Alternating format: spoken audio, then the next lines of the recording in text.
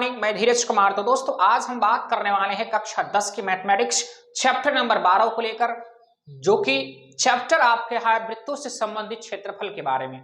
तो मित्र, वृत्त क्या होता है या इससे संबंधित जो आपके क्षेत्रफल, जैसे त्रिज्यखंड का क्षेत्रफल, वृत्तखंड का क्षेत्रफल क्या होता है, तो मित्र मैं ये आपको इसके इंट्रोडक्शन वाले वीडियो में बता चुका हूं। तो यदि मित्र आप उस वीडियो को नहीं है देखे हुए हैं तो आप वहां से जाकर के देख सकते हैं। तो मित्र आज हम प्रश्नावली को लेकर बात करना चाहेंगे। तो प्रश्नावली के पहले क्वेश्चन को लेकर बात करेंगे, क्योंकि पहला प्रश्न जो दिया जा रहा मित्र, वो प्रश्न क्या है आपको नीचे स्क्रीन पर मिल जाएगा। प्रश्न क्या है मित्र, दो वृत्तों की त्रिज्याएं क्रमशः 8 सेंटीमीटर व 6 सेंटीमीटर है। तो मित्र यहाँ पर मित्र जो हमें प्रश्न दिया जा रहा, कहा यह जा रहा कि दो वृत्त हैं जो कि उनकी त्रिज्याएं जो है मित्र 8 सेंटीमीटर व 6 सेंटीमीटर के बराबर हैं। उस वृत्त की त्रिज्या ज्ञात कीजिए जिसका क्षेत्रफल इन दोनों वृत्तों के क्षेत्रफल के योग के बराबर हो। तो आइए समझते हैं मित्र, हमें प्रश्न में कहा गया कि हमारे पास दो वृत्त हैं। तो माना एक वृत्त आपका ये रहा, थोड़ा बेहतर ढंग से बना दिया जाए मित्र, तो ये माना आपका वृत्त एक रहा, इसकी जो त्रिज्या है मित्र वो मानते हैं कि 8 सेंटीमीटर है।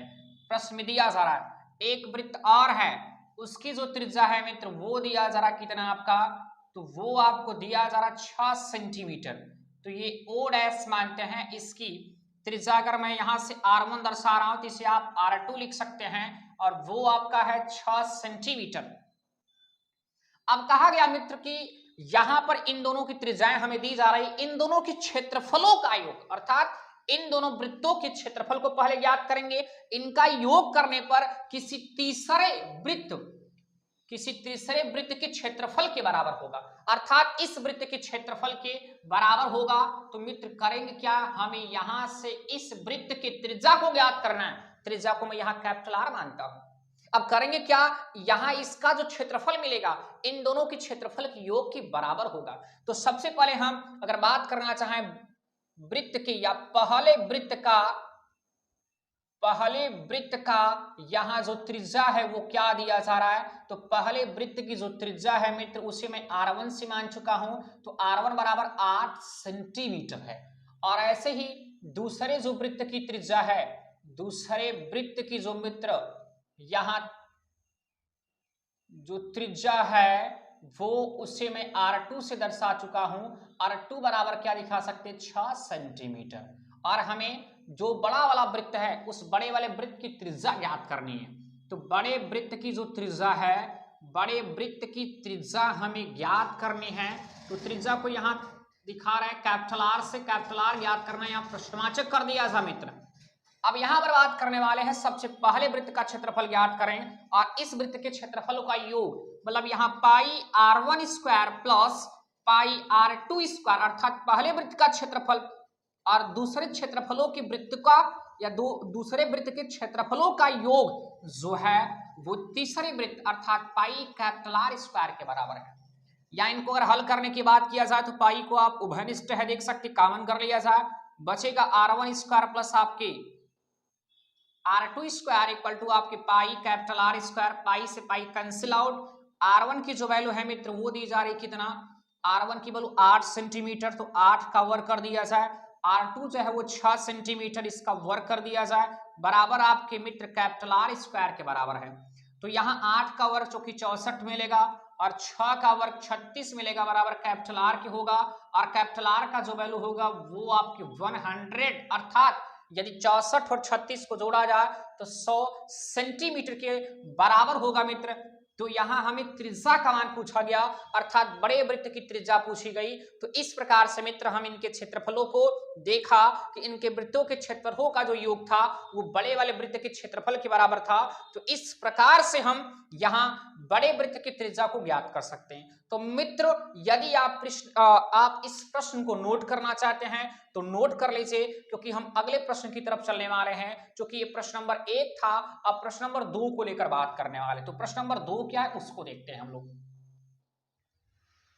तो प्रश्न नंबर 2 में शायद मित्र इसी प्रकार वो भी है, आप यदि प्रयास करेंगे तो मित्र कर सकते हैं, लेकिन आप देख लीजिए प्रश्न नंबर 2 में दिया जा रहा मित्र कि दो वृत्तों की जो त्रिज्याएं हैं वो 19 सेंटीमीटर व 9 सेंटीमीटर है। उस वृत्त की त्रिज्या ज्ञात कीजिए जिसकी परिधि इन दोनों वृत्तों की परिधियों के बराबर है। मतलब वही चीज, जहां क्षेत्रफल था वही परिधि कर दिया है। पहला जो वृत्त है, इस वृत्त की जो त्रिज्या है मित्र वो आपका दिया जा रहा है, यहां मानते केंद्र O, इसकी जो त्रिज्या है वो दी जा रही है आपको 19 सेंटीमीटर। ये 19 सेंटीमीटर, इसको R1 मान लेते हैं। और इसके बाद एक वृत्त और है, इस वृत्त की जो त्रिज्या है वो मित्र दिया जा रहा आपको कितना, तो वो आपको मिल रहा है 9 सेंटीमीटर। ये 9 सेंटीमीटर है, यानी मैं इसको R2 मान लेता हूं। अब इन दोनों वृत्तों के परिधों का योग, तो भाई जो परिधों का योग होगा, यहां परिधों का योग करेंगे तो किसी बड़े वृत्त के परिधि के बराबर होगा। यहां पर ये मानकर चलते हैं कि आपके पास जो अगला वृत्त है मित्र, उसकी त्रिज्या जो है सेम जैसे भी आपने देखा कैपिटल R माना था, तो कैपिटल R मानते हैं। अब इसकी हमें कैपिटल R की ही तो वैल्यू ज्ञात करनी है, तो फिर वही चीज, यहाँ R1 की वैल्यू 19 सेंटीमीटर, R2 की वैल्यू 9 सेंटीमीटर और कैपिटल R का मान ज्ञात करना है। और ये कहा जा रहा है इसकी परिधि, और इसकी परिधि का अर्थ ये होगा कि पहली वृत्त की अगर हम परिधि की बात करें तो 2 पाई R, और इसकी त्रिज्या को R1 माने हैं और इसकी त्रिज्या क्या है R2, तो 2 पाई R2 और बराबर मिल जाएगा पाई कैपिटल, यहां हो जाएगा 2 पाई कैपिटल R। इनको अब हल करके अगर यहां से कैपिटल R के मान की बात करें मित्र, तो 2 पाई उभयनिष्ठ है, बाहर कर लीजिए बचा R1 प्लस R2 बराबर 2 पाई कैपिटल R। 2 पाई से 2 पाई कैंसिल आउट। R1 का मान मित्र 19 सेंटीमीटर और R2 का मान 9 सेंटीमीटर बराबर कैपिटल R, और यहां से कैपिटल R की जो वैल्यू मिलेगी इनको जोड़ दिया जाए तो मित्र कितना मिल जाएगा 28 सेंटीमीटर के बराबर मिलेगा, जो कि बड़े वृत्त का जो हमें त्रिज्या है इस प्रकार से 28 सेंटीमीटर मिला। तो प्रश्न को यदि आप मित्र नोट करना चाहते हो तो नोट कर लीजिए, क्योंकि अगले प्रश्न की तरफ चल रहे हैं। आप यहां जो प्रश्न नंबर 3 दिया जा रहा वो बेहतरीन प्रश्न है मित्र। प्रश्न नंबर 3 दिया क्या जा रहा है हमें कि यदि एक कार, यहां कार को लेकर बात किया है मित्र, एक कार है, उस कार के प्रत्येक पहिए का जो व्यास है वो 80 सेंटीमीटर है। यदि कार 66 किलोमीटर प्रति घंटा की चाल से चलती है तो मित्र ये कहा गया कि चल रही है या चलती है तो 10 मिनट में प्रत्येक पहिए द्वारा कितना चक्कर लगेगा। तो आप समझ सकते हैं।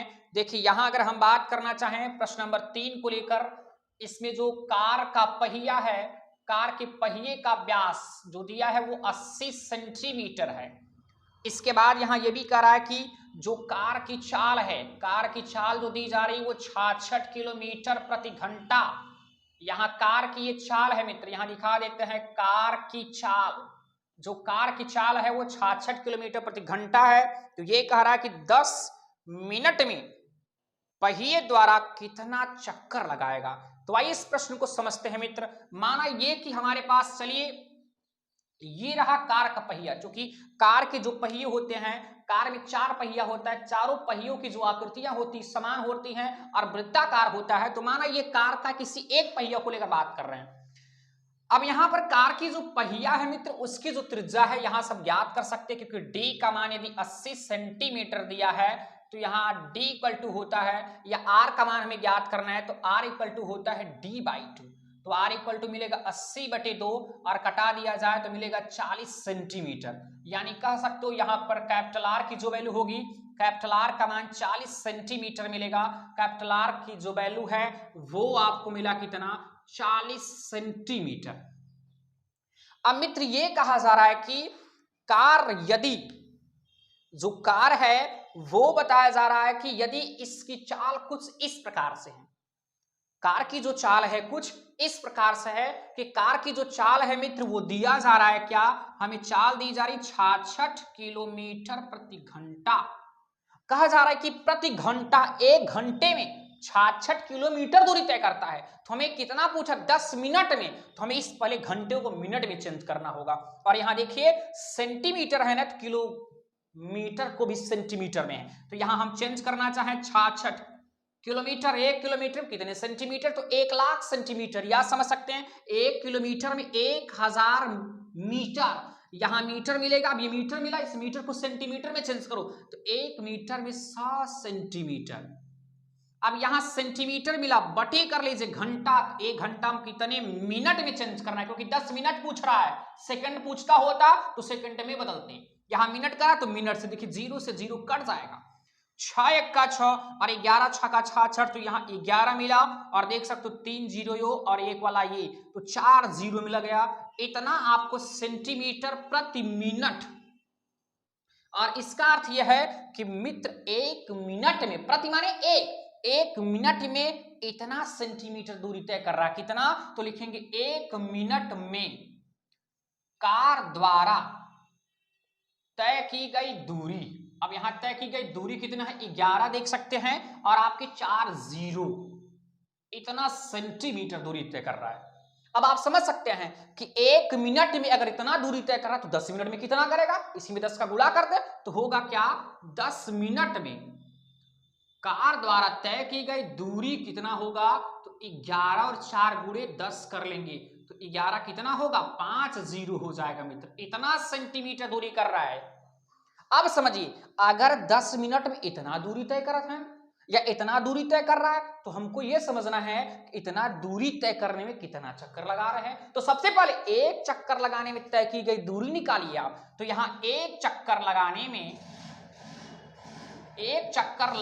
में मित्र तय की गई दूरी, अब जो तय की गई दूरी होगी, जब एक बार अगर कोई चक्का इस प्रकार से घूमेगा, इस प्रकार से एक बार घूमेगा तो किसके बराबर होगा, इसी चक्के को एक बार घुमा दिया जाए तो इसके वृत्त की परिमाप के बराबर होगा, अर्थात 2 पाई r के बराबर।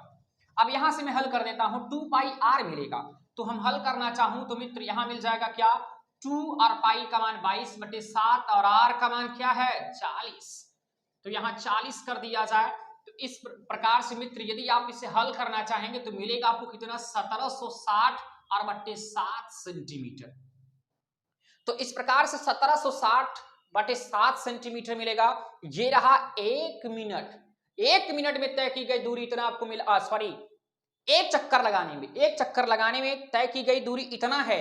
अब मित्र इतना माने 10 मिनट में तय की गई दूरी इतना था, 10 मिनट में लगाया गया चक्करों की संख्या। अब 10 मिनट में चक्करों की संख्या ज्ञात करनी है, तो चक्करों की संख्या को आप इस प्रकार ज्ञात कर सकते हैं कि 10 मिनट में, यहां बराबर कर दे रहे हैं मित्र, 10 मिनट में तय की गई दूरी, 10 मिनट में तय की गई दूरी बटे क्या होगा, एक चक्कर लगाने में तय की गई दूरी, एक चक्कर लगाने में तय की गई दूरी निकालेंगे।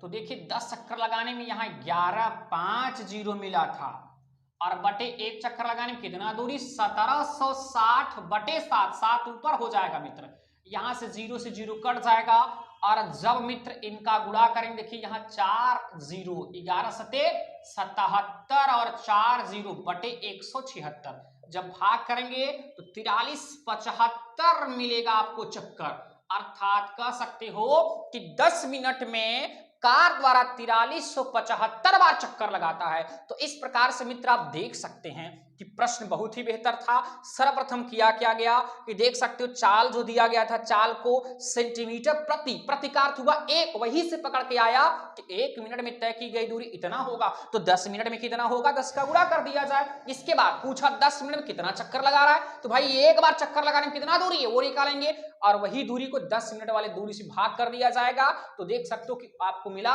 4375 चक्कर लगाएगा मित्र। तो इस प्रकार से हम